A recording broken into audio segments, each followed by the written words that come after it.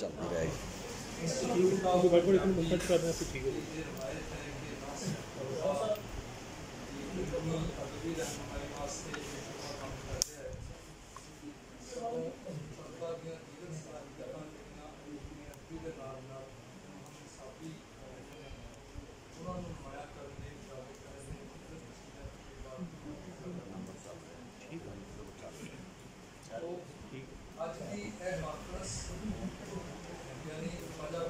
Conference اسی سلسلے کی ایک کڑی ہے.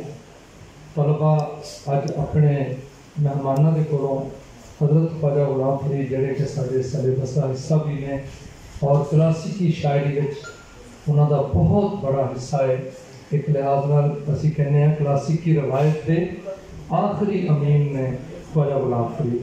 اگرچہ سلسلہ بعد میں رکیا نہیں ہے، چلتا رہا سلسلہ تصوف جڑا ہے ساری صوفیانہ روایت جی ہوں بھی سارے نویں شاعر جو لکھتے ہیں انہوں کی شاعری بھی ضرور کتے نہ کتے اس صوفیانہ انگ کی جھلک ضرور نظر آتی ہے.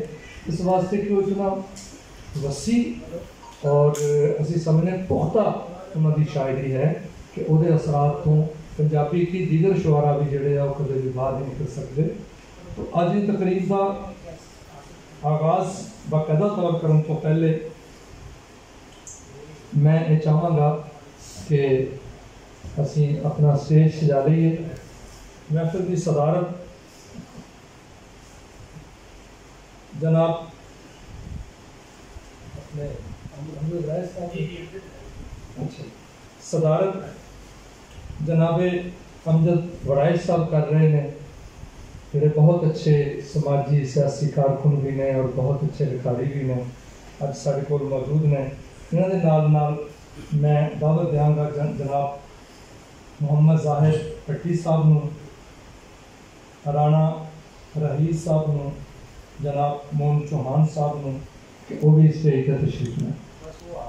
اج دی اس محفل دے میزبان اعلیٰ نے institute of Punjabi and cultural studies دے نہایت واجب الاحترام استاد محقق نقاد پروفیسر ڈاکٹر نبی شہزاد.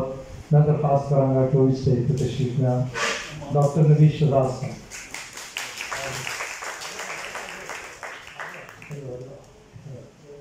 تھوڑا اسٹیج پہ جانا بڑا ضروری ہے جی.